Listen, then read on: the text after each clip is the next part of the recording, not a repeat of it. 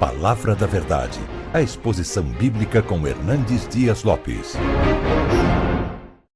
Meus irmãos, minhas irmãs, convido vocês para abrirem as Escrituras na segunda carta do apóstolo Paulo a Timóteo, no capítulo 4, versos 6 a 18. 2 Timóteo, capítulo 4, versos 6 a 18.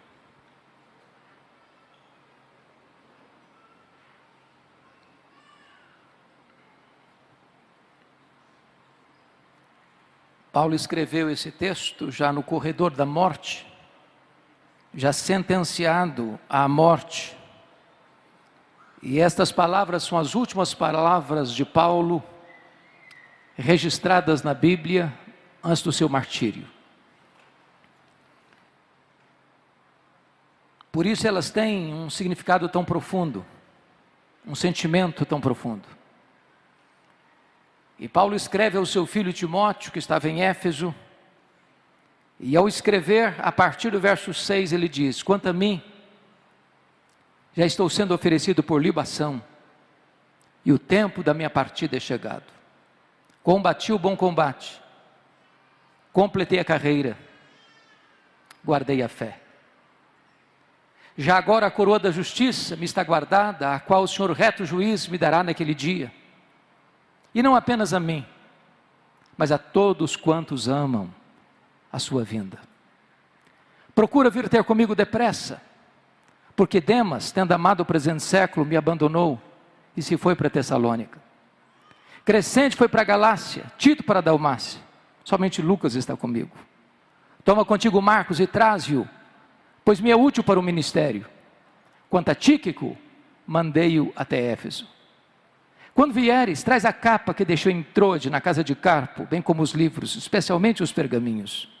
Alexandre, o latoeiro, causou-me muitos males. O Senhor lhe dará paga segundo as suas obras. Tu guarda-te também dele, porque resistiu fortemente às nossas palavras. Na minha primeira defesa, ninguém foi a meu favor. Antes todos me abandonaram, que isso não lhe seja posto em conta. Mas o Senhor me assistiu e me revestiu de forças, para que por meu intermédio a pregação fosse plenamente cumprida e todos os gentios ouvissem, e fui libertado da boca do leão. O Senhor me livrará também de toda obra maligna, e me levará salvo para o seu reino celestial. A Ele glória pelos séculos dos séculos. Amém.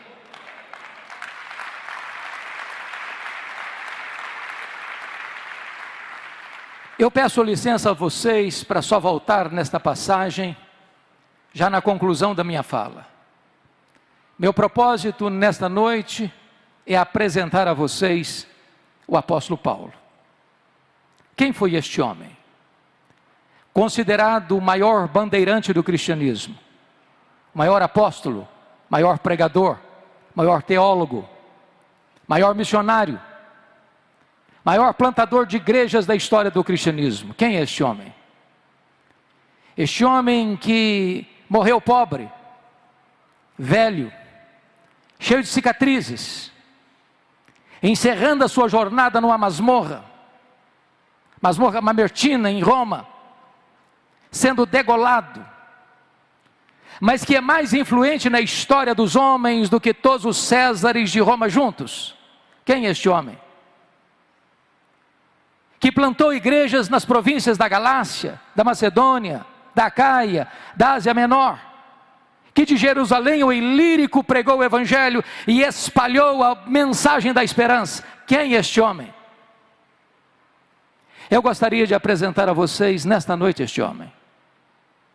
A sua história começa lá em Filipenses capítulo 3, versos 5 e 6, quando diz que ele foi circuncidado ao 8º dia, da linhagem de Israel, da tribo de Benjamim, hebreu de hebreus, quanto à lei fariseu, quanto ao zelo perseguidor do Evangelho. Ele era uma espécie de judeu puro sangue. Somos informados em Atos dos Apóstolos, capítulo 22, verso 3, que ele nasceu em Tarso da Cilícia, portanto, cidadão romano por direito de nascimento. E que foi enviado a Jerusalém para estudar aos pés do grande mestre Gamaliel, neto do famoso Rabino Hillel, para transformar-se num grande líder do judaísmo do seu tempo. Sabemos também, à luz de Gálatas 1,14, que dentre os seus pares ele se destacou, pela sua inteligência, pela sua personalidade, pela sua liderança.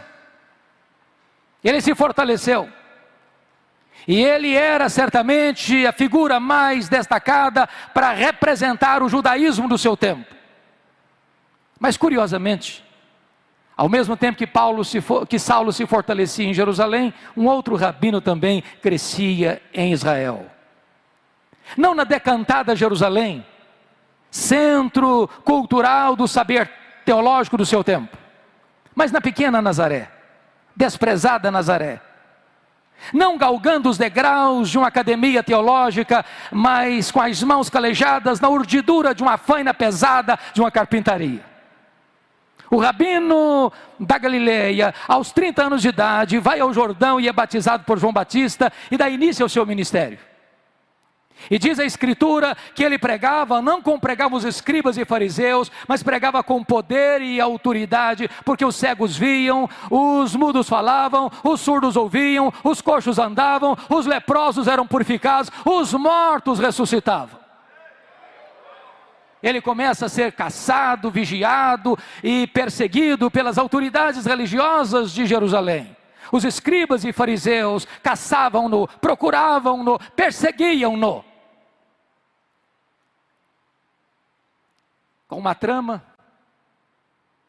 com uma conspiração traidora, prenderam-no em Jerusalém. Contrataram testemunhas falsas para acusá-lo. O sinédrio judaico costurou contra ele duas acusações graves: blasfêmia contra Deus e conspiração contra César. Levaram-no ao pretório romano e o governador romano Pôncio Pilatos, contra sua consciência, o condena à morte e morte de cruz. Crucificaram-no, sepultaram-no para alívio do sinédrio judaico. Entretanto, no primeiro dia daquela semana seguinte, um fato aconteceu. O túmulo do Rabi da Galileia foi aberto de dentro para fora. Ele ressuscitou.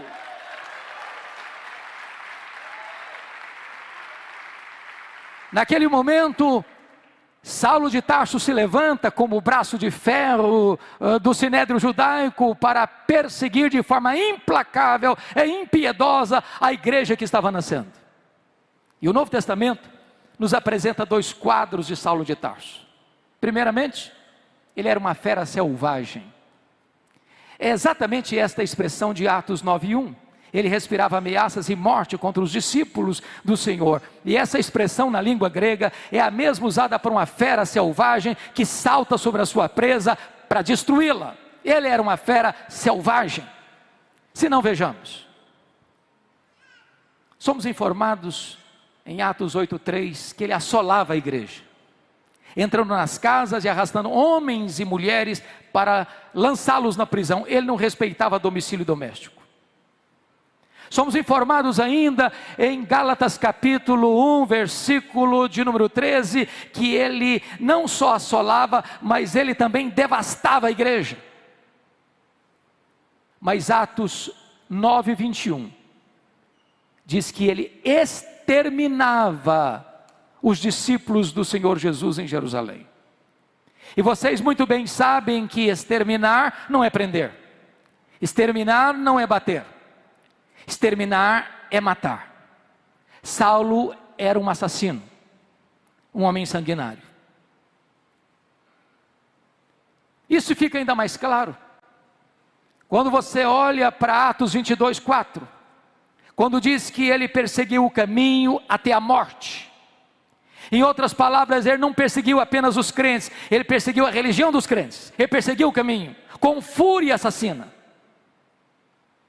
Mas Atos 26:9 diz que ele entendia que devia fazer muitas coisas contra o nome de Jesus. Em outras palavras, ele não perseguia apenas os crentes, ele não perseguia apenas a religião dos crentes, ele perseguiu Deus dos crentes, ele perseguia Jesus. Mas Atos 26:10 diz que ele encerrou muitos, não poucos, não alguns, mas muitos dos santos em prisões, e contra esses muitos, ele dava o seu voto quando os matavam. Em outras palavras, Saulo era um serial killer, Saulo era um assassino em série, Saulo era uma fera selvagem, Saulo era um assassino perigoso. Mas mais, Atos 26:11, diz que por todas as sinagogas, ele ameaçava os cristãos, açoitando-os, e até por cidades estranhas, demasiadamente enfurecido, ele os perseguia. Em outras palavras, ele não perseguia os crentes apenas fisicamente, ele perseguia também psicologicamente. Ele entrava numa sinagoga e dizia para os crentes: ou você nega Jesus, eu te prendo; ou você nega Jesus, eu te bato; ou você nega Jesus, ou eu te mato. Ele era uma fera selvagem. Mas em segundo lugar, irmãos, o Novo Testamento nos apresenta um outro quadro dele. Ele era também um touro indomável. Esta figura está em Atos 26:14. Quando o próprio Senhor Jesus aparece para ele no caminho de Damasco e diz: Saulo, Saulo, por que me persegues? Dura coisa te é recalcitrares contra os aguilhões. O que é um aguilhão? É uma ferramenta para amansar touro bravo.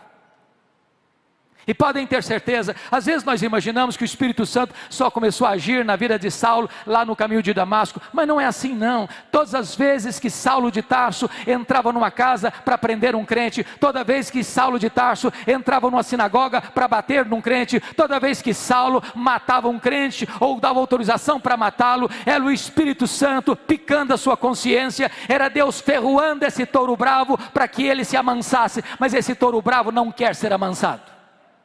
Até o dia que o domador de touro bravos, enquanto ele está furiosamente se dirigindo a Damasco, troveja desde os céus e joga esse touro bravo no chão e grita aos seus ouvidos: Saulo, Saulo, por que me persegues? Dura coisa te é recalcitrares contra os aguilhões. O touro bravo está caído, o touro bravo está vencido, o maior perseguidor do cristianismo está convertido. Fecha-se aqui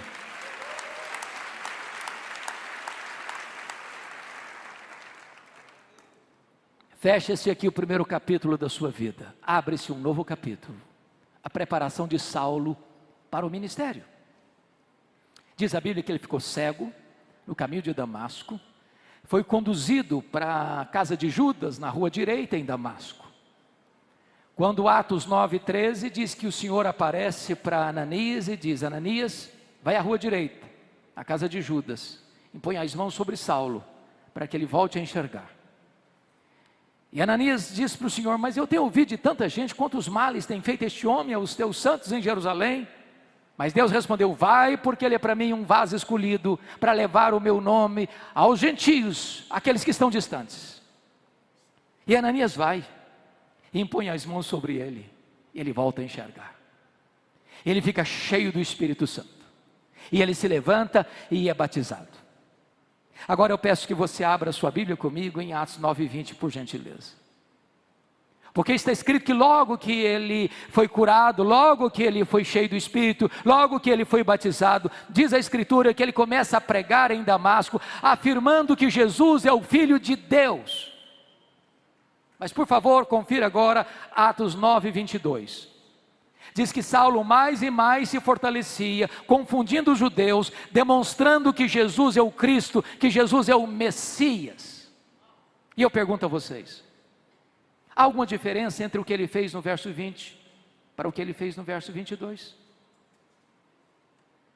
No verso 20 ele afirma que Jesus é o Filho de Deus, mas no verso 22 ele demonstra que Jesus é o Messias, que Jesus é o Cristo. Há uma grande diferença. Demonstrar é provar uma tese, detalhada, meticulosa e exaustivamente. A pergunta é: quanto tempo durou entre o que aconteceu no versículo 20 para o que aconteceu no versículo 22? Atos não responde essa pergunta.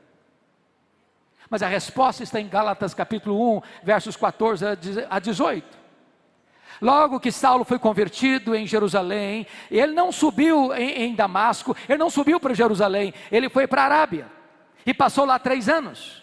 E a pergunta: o que ele foi fazer na Arábia? um seminário intensivo com o Senhor Jesus. Se Jesus investiu 3 anos nos apóstolos em Israel, Jesus investe 3 anos em Saulo na Arábia. Na Arábia ele não aprende as doutrinas do cristianismo, como aprendeu as doutrinas do judaísmo aos pés de um mestre humano, mas ele recebe por revelação direta do Senhor Jesus Cristo. E certamente ele releu o Antigo Testamento, certamente ele revê a sua teologia, e certamente ele constata que aquele Jesus que ele perseguira, de fato era o Messias, o Filho de Deus. Então diz Gálatas 1,18, que 3 anos depois, convencido dessa verdade, ele retorna para Damasco, e é exatamente aí que se encaixa o verso 22, Saulo mais e mais se fortalecia, confundindo os judeus, demonstrando que Jesus é o Cristo. O que acontece com ele? Os judeus resolvem matá-lo. Ele precisa sair fugido, de noite, dentro de um cesto, muralha abaixo. Para onde ele vai agora? Diz Atos 9,26, que agora então ele sobe para Jerusalém. Mas preste atenção, irmãos, eu quero levantar uma tese aqui, e eu preciso muito da sua atenção. Que tese? A tese é a seguinte: imaginamos nós que Saulo, logo depois da sua conversão, já foi poderosamente usado por Deus. Isso não é um fato, isso não é um fato. Quando Saulo sobe para Jerusalém, ele está governado por aquilo que nós chamamos hoje de velha aliança. O que era a velha aliança? Quando Moisés desce do Sinai com as tábuas da lei, o povo disse para ele: tudo o que o Senhor falou, nós faremos. Eu pergunto, fizeram? A resposta é não. Por que não? Faltava-lhes sinceridade? Muito mais, faltava-lhes poder. Na velha aliança tudo depende de nós, nada depende de Deus. Mas na nova aliança tudo depende de Deus e nada depende de nós. A doutrina da nova aliança foi ensinada pelo próprio apóstolo Paulo, na sua 2ª carta aos Coríntios, a partir do capítulo 2, verso 14. Graças, porém, a Deus, que em Cristo sempre nos conduz em triunfo, e por meio de nós manifesta a fragrância do seu conhecimento, tanto nos que são salvos como nos que se perdem. Para uns cheiro de morte para morte, para outros aroma de vida para vida. Mas quem, porém, é suficiente para essas coisas? A pergunta fica no ar no capítulo 2, verso 16, de 2 aos Coríntios, sem resposta. E a resposta só chega no capítulo 3, versos 4 a 6, quando Paulo diz: a nossa suficiência vem de Deus. Então eu quero lhes dizer que quando Saulo sobe para Jerusalém, ele sobe ainda regido pela velha aliança. E eu quero lhes dizer por quê. Primeiro, porque ele sobe pensando que ele vai ser o grande líder da igreja em Jerusalém. E ele tem motivos para pensar assim. Primeiro, porque todos os apóstolos de Jesus, exceto Judas Iscariotes, eram galileus.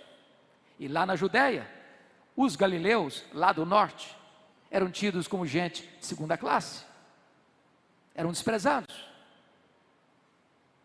E Saulo pensou: esses homens galileus aqui em Jerusalém não vão conseguir nada, aqui precisa de um líder, e eu tenho o melhor perfil, eu tenho o melhor currículo, eu sou o cara, eu vou ocupar esse espaço.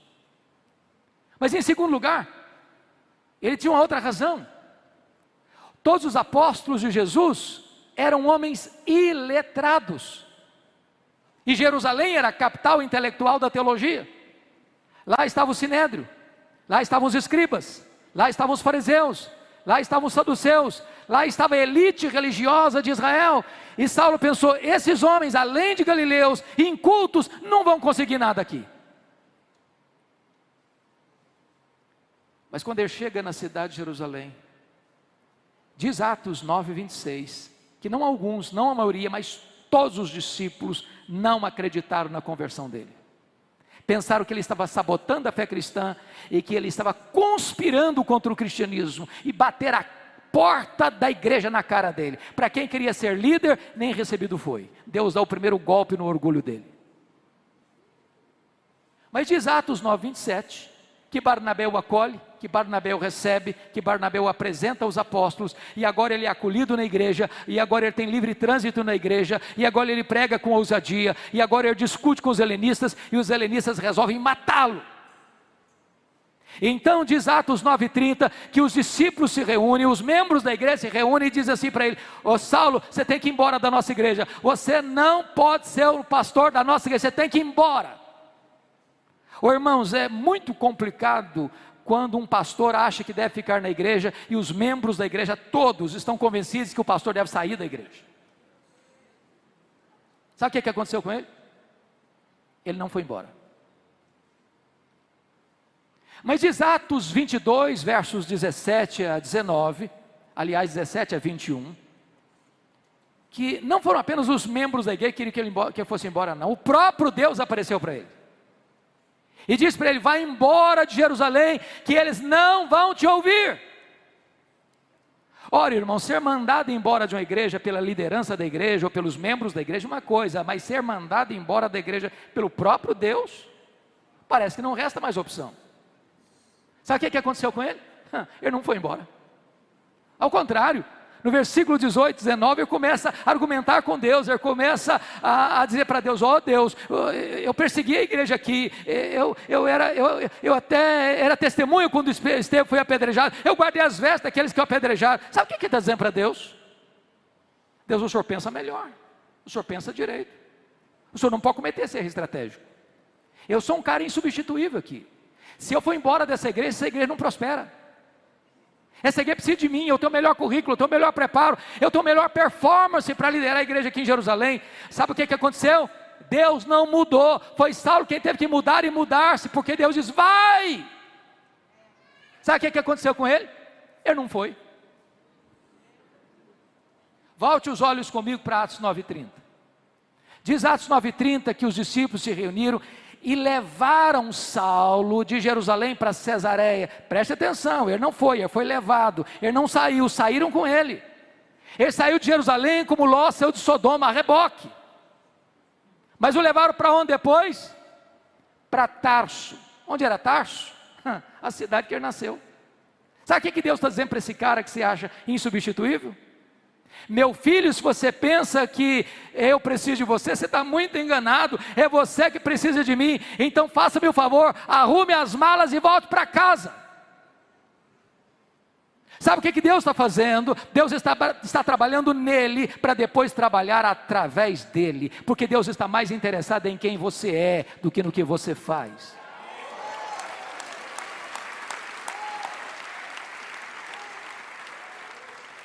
Sabe o que acontece?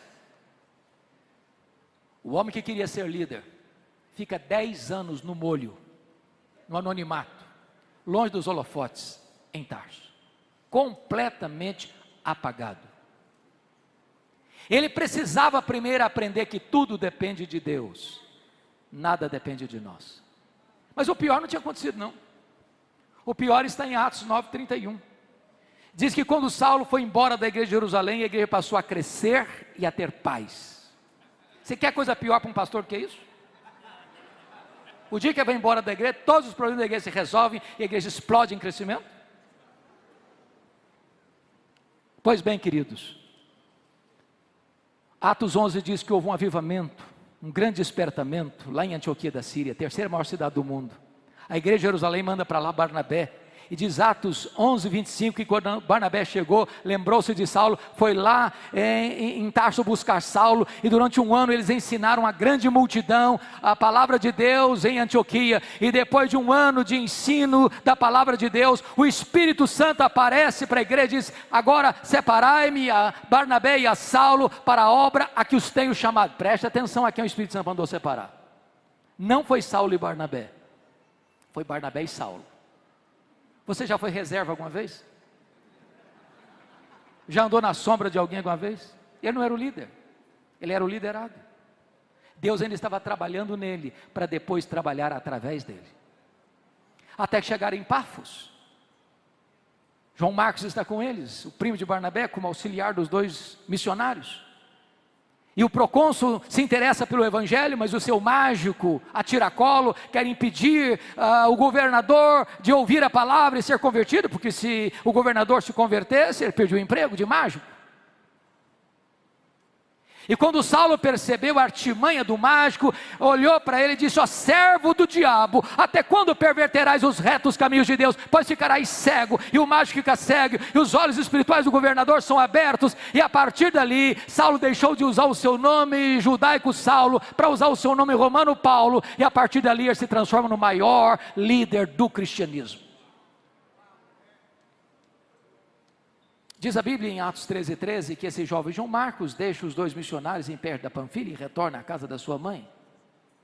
Talvez porque, segundo os historiadores e os estudiosos, perto da Panfilha era uma região alagadiça, pantanosa, com forte incidência de malária, e muito provavelmente Paulo pega uma malária aqui, porque consta a Bíblia lá em Gálatas 4, que Paulo pregou o evangelho pela primeira vez na Galácia por causa de uma enfermidade física. Não consta que Paulo tenha saído doente de Antioquia da Síria, mas consta que ele chegou lá na Galácia, lá nas montanhas do Cáucaso, doente. Talvez seja isso o espinho na carne, mensageiro de Satanás para lhe esbofetear, a fim de que ele não se ensoberbecesse. E então ele deixa essa região alagadiça e pantanosa e sobe as montanhas do Cáucaso para pregar o evangelho em Antioquia da Pisídia, Icônio, Derbe, Listra. E ele prega com poder, mas tem luta, tem lágrimas. Ele é apedrejado em Listra, mas deixa igrejas plantadas, lideranças estabelecidas. Quando ele retorna da sua primeira viagem missionária, diz Atos 14:27, que reunida a igreja, testemunharam quantas coisas fizera Deus, e como Deus abrira a porta do evangelho para a pregação. Meus irmãos, nota de rodapé: tem espaço para testemunho na igreja, mas não tem espaço para promoção humana na igreja. Paulo não relatou quantas coisas fizeram eles, mas quanta coisa fizera Deus. Quem faz a obra é Deus, nós somos apenas os seus cooperadores. Agora preste atenção, não tem crescimento de igreja sem luta, não tem. Porque Atos 15:1 diz que logo que os gentios começaram a se converter, os membros da seita dos fariseus desceram de Jerusalém e começaram a dizer para os crentes gentios: se vocês não se circuncidarem, vocês não poderão ser salvos. Ora, mas isso não é evangelho?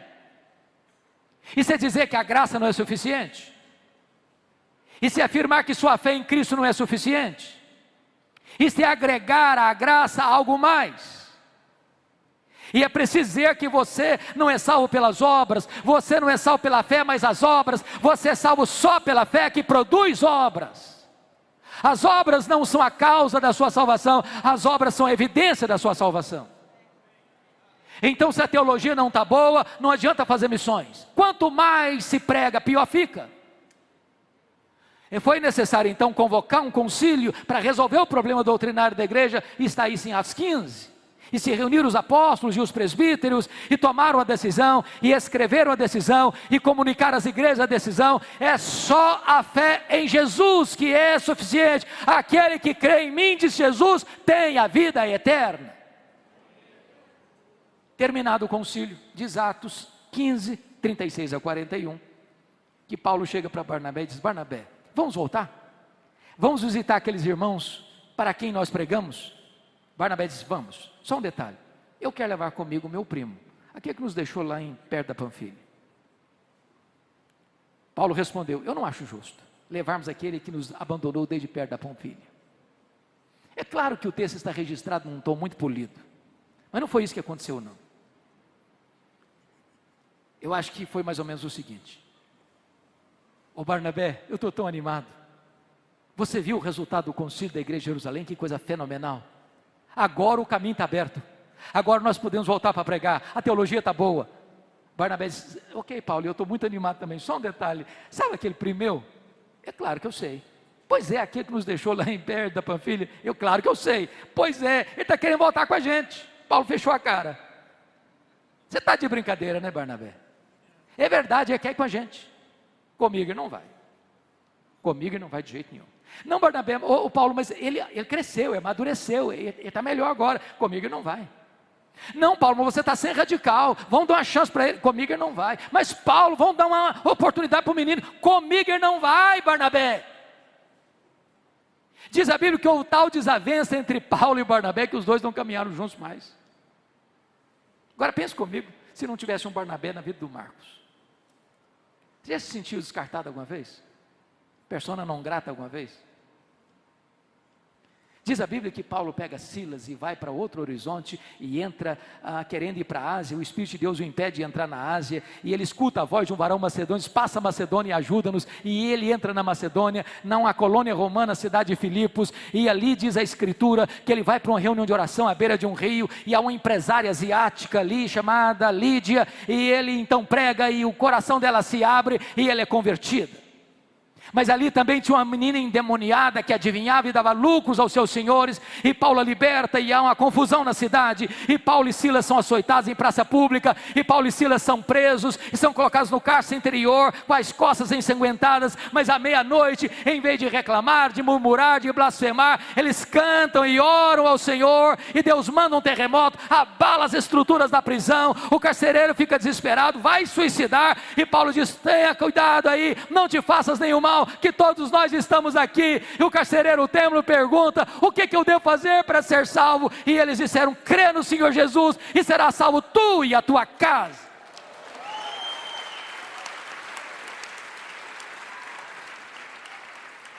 Eles deixam a igreja organizada em Filipos, e eles vão para a capital da Macedônia, a cidade de Tessalônica, e deixam a igreja plantada, e ali tem tumulto, e eles são escorraçados da cidade, e eles vão para Bereia, e deixam a igreja modelo, e eles são expulsos dali, e ele precisa fugir para Atenas às pressas, e ele chega na capital intelectual do mundo, e prega a palavra de Deus, e ele sai de Atenas e vai para Corinto, onde fica 18 meses, e planta uma igreja.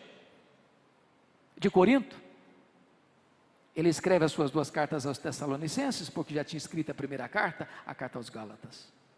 Depois de 18 meses, ele vai para Éfeso, na 3ª viagem, passa 3 anos, experimenta um grande avivamento. Irmãos, quando eu leio Atos 19, o meu coração pulsa, e pulsa muito. Sabe por quê? Éfeso era uma capital de uma província, uma metrópole. Tinha 300 mil habitantes na época. Hospedava uma das 7 maravilhas do mundo antigo, o templo da grande deusa Diana. 4 vezes maior do que o Partenon de Atenas. A cidade era idólatra. A cidade era marcada por ocultismo. E Paulo chega ali, em 3 anos, sem os meios de comunicação que nós temos, de rádio, televisão, jornais, bíblias impressas, mídias sociais. E em 3 anos, a idolatria recua. A feitiçaria entra em colapso, a palavra de Deus prospera, igrejas são plantadas em toda a província: Esmirna, Pérgamo, Sardes, Filadélfia, Tiatira, Laodiceia, Colossos, Hierápolis. E agora ele está saindo de Éfeso, de onde escreve as suas 2 cartas aos Coríntios, porque ele tinha feito um compromisso de ir para os gentios, mas não se esquecer dos pobres, e por causa de uma grande fome na época do imperador Cláudio, ele está levantando uma coleta para os pobres da Judéia, e está agora se dirigindo a Jerusalém para entregar essa oferta aos pobres da Judéia, quando ele para em Mileto para se reunir com os presbíteros de Éfeso. E Atos 20, versículo 24, ele diz: eu quero que vocês entendam uma coisa: em nada considero a vida preciosa para mim mesmo, conquanto que eu complete a minha carreira e o ministério que eu recebi do Senhor Jesus, para testemunhar o evangelho da graça de Deus. E quando ele chega em Jerusalém, como ele mesmo havia pensado, e o Espírito Santo a ele revelado, que esperava a ele cadeias e tribulações, quando ele embarca e chega em Cesareia Marítima, o profeta Ágabo o prende com um cinto e diz: é isso que eles vão fazer com você em Jerusalém. Ele diz: eu estou pronto não só a ser preso, eu estou pronto a morrer por Jesus em Jerusalém. Quando ele chega em Jerusalém, de fato ele é preso. 40 judeus entram em anátema, um voto de anátema: não vamos comer, não vamos beber, enquanto nós não matarmos Paulo.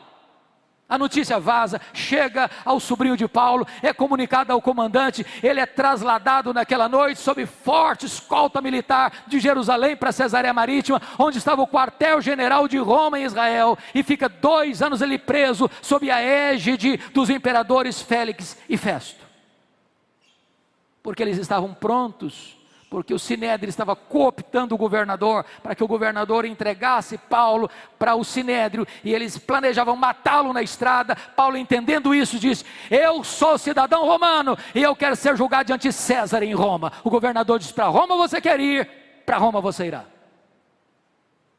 Agora, o que você espera? Quando ele escreveu a sua carta aos romanos, indo para Jerusalém, ele disse do seu desejo de ir a Roma, como missionário, para fortalecer aqueles irmãos e ser enviado à Espanha. Quando ele estava preso em Jerusalém, em Atos 23:11, diz que o próprio Deus apareceu para ele na fortaleza de Antônio e disse: coragem, Paulo, assim como você deu testemunho em Jerusalém, eu quero que você dê testemunho também em Roma. Então ele queria ir para Roma, Deus o queria em Roma. O que você esperaria era uma viagem tranquila para Roma, mas não foi assim. Ele embarcou e enfrenta um naufrágio. O trigo precisa ser jogado fora, a carga do navio se perde, há um pânico dentro daquele navio, 276 pessoas, mas um anjo de Deus apareceu para eles e disse: coragem, Paulo, eu entreguei toda essa gente na sua mão, ninguém vai morrer, mas é necessário que vocês vão dar numa ilha. Quando o dia amanhece, eles enxergam terra, é a ilha de Malta, o navio se arrebenta todo, mas ninguém perece. Quando ele chega na ilha, todos molhados, transidos de frio, diz a escritura que os malteses, que eram bárbaros, não falavam o grego, montaram uma grande fogueira para aquecê-los, e a única pessoa que quis manter a fogueira acesa foi Paulo. Eu fui catar alguns gravetos para jogar no fogo. Quando ele joga os gravetos no fogo, uma vibra brota das lenhas secas e pega na mão dele, prende na mão dele, e os bárbaros gritaram: é um assassino, tendo se livrado do mar, a justiça não deixa viver, vai cair, vai inchar, vai morrer. Não caiu, não inchou, não morreu, mudaram de opinião, é um Deus. Não, agora não é nem um assassino, nem um Deus, agora é o servo do Deus vivo.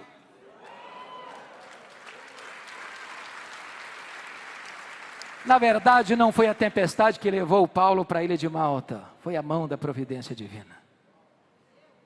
O governador estava doente, pai do prefeito, e diz a escritura que Paulo orou por ele, ele foi curado. Os demais enfermos vieram e Paulo orou por eles, eles foram curados. Passados 3 meses do inverno rigoroso, suprindo todas as necessidades de Paulo, mandaram-no para Roma, com todas as suas necessidades supridas. Mas ele chega em Roma não como quisera chegar, ou sonhara chegar, ele chega preso e algemado. E ele passa 2 anos nessa prisão, nos idos de 61, 62. Mas, amados irmãos, ele vai escrever na igreja aos Filipenses, capítulo 1, versículo 12, algo surpreendente. Ele diz assim: meus irmãos, eu quero que vocês saibam que as coisas que me aconteceram têm antes contribuído para o progresso do Evangelho. E eu posso perguntar: mas que coisas são essas, Paulo?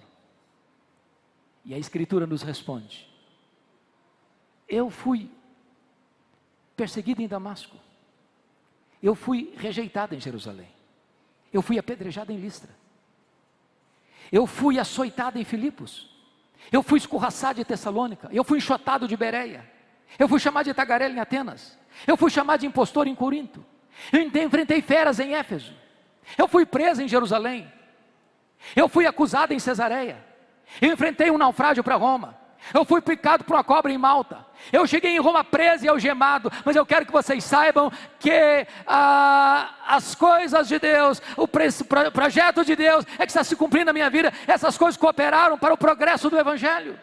Em outras palavras, Paulo não crê em acaso, Paulo não crê em sorte, Paulo não crê em azar, Paulo não crê em misticismo, Paulo não crê em olho gordo. Ele sabe que a mão de Deus dirige o seu destino.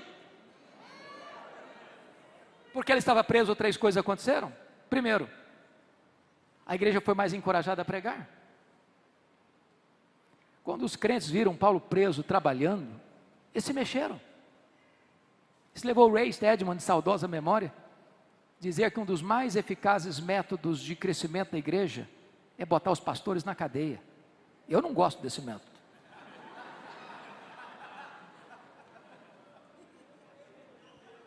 Porque Paulo estava preso, diz ele, toda a guarda pretoriana tomou conhecimento das minhas cadeias em Cristo. Em outras palavras, o que era a guarda pretoriana? Era a guarda de elite do imperador. Eram 16 mil soldados de escol, da mais alta potência do império. Paulo estava ali sob a égide do imperador, um soldado estava algemado com ele, 3 turnos por dia, durante 2 anos. E o que Paulo fazia? Evangelho neles, evangelho neles, evangelho neles, evangelho neles. Se Paulo estivesse solto, ele jamais teria alcançado a elite de Roma, mas Deus coloca o cenário para que o maior evangelista da igreja estivesse lá dentro da casa de César. Porque Paulo estava preso, ele não podia visitar as igrejas. O que vai fazer? Escrever cartas. As cartas da primeira prisão, Efésios, Filipenses, Colossenses, Filemão. Se Paulo estivesse solto, talvez nós não teríamos essas joias na nossa Bíblia. Irmão, quando você pensa que a sua vida está de ponta cabeça, quando você pensa que os seus projetos foram frustrados, a mão de Deus está escrevendo o capítulo mais emocionante da sua história. Deus é soberano, Ele nunca perdeu o controle.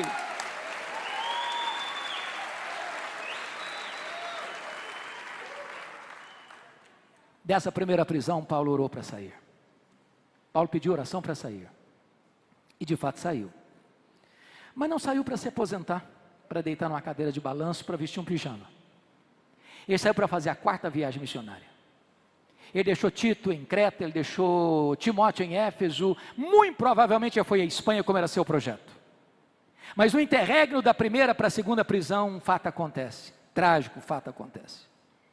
No dia 17 de julho do ano 64, a cidade de Roma, a capital do império, a mais rica, mais populosa, mais poderosa cidade, com mais de 1 milhão de habitantes, é incendiada. 7 noites, 6 dias de incêndio. E Nero, o imperador, o verdadeiro incendiário, assiste o espetáculo macabro do alto da torre de Mecenas, vestido de ator, tangendo a sua lira. Quando o incêndio acabou, dos 14 bairros de Roma, 10 deles devastados pelas chamas, um fato acontece muito curiosamente. Os 4 bairros que não foram atingidos pelas chamas eram densamente povoados por judeus e cristãos. Isso deu a Nero um álibi para botar a culpa do incêndio de Roma nos cristãos. Faltou madeira para fazer cruz, tamanha quantidade de crentes crucificados. Quando não tinha mais madeira, os crentes eram cobertos de piche, amarrados nos postes e queimados vivos para iluminar as noites de Roma. A essas alturas, Paulo é o grande líder do Ocidente. E ele é procurado, e ele é caçado. Até que botam a mão nele. Talvez em Troade, na casa de Carpo. Não deu sequer para pegar sua capa, seus livros, seus pergaminhos. E agora ele é jogado na masmorra Mamertina, um lugar úmido, frio, insalubre, nauseabundo, de onde as pessoas saíam leprosas ou para o martírio. Pois foi desta masmorra que ele escreve a sua última carta. Porque as 2 cartas, 1 Timóteo e Tito, ele escreveu no interregno da primeira para a segunda prisão. E agora eu peço que você abra sua Bíblia no texto que eu li no começo, para nós encerrarmos. Eu pergunto a vocês, como é que esse homem se sente? Depois de ter sido o grande bandeirante do cristianismo, encerrando a sua biografia numa masmorra. Acusado. Ele não está preso como um apóstolo, ele está preso como um bandido. É o que ele diz no capítulo 2, verso 9. Acusado de malfeitor. Ele está preso e todos os da Ásia o abandonaram. Ele está preso e até Timóteo está com vergonha dele. Ele está preso e na primeira audiência de sua defesa, ninguém foi a seu favor, antes todos o abandonaram. E então ele é julgado à revelia de qualquer testemunha a seu favor, e ele sai daquela audiência condenado à pena de morte.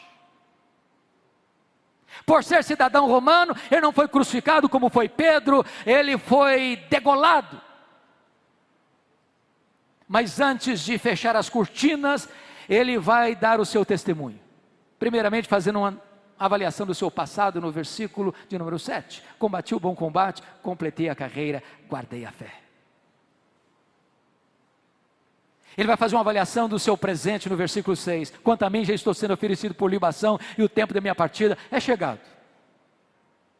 Ele vai fazer uma avaliação do seu futuro no versículo 8. Já agora a coroa da justiça me está guardada, a qual o Senhor reto juiz me dará naquele dia, e não apenas a mim, mas a todos quantos amam a sua vinda.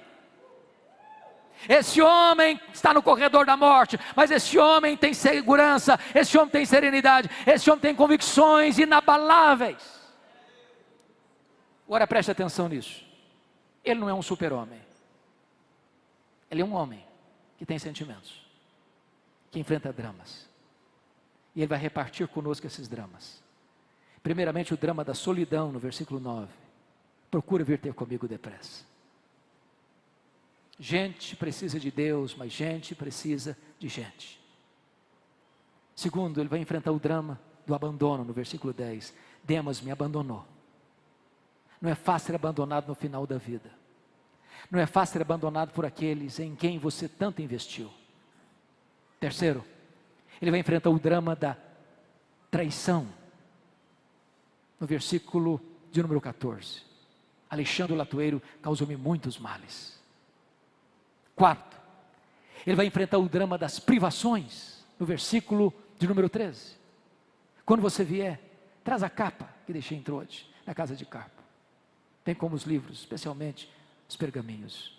E ele está enfrentando 3 privações. Primeiro, privação emocional. Ele está precisando de gente do lado dele.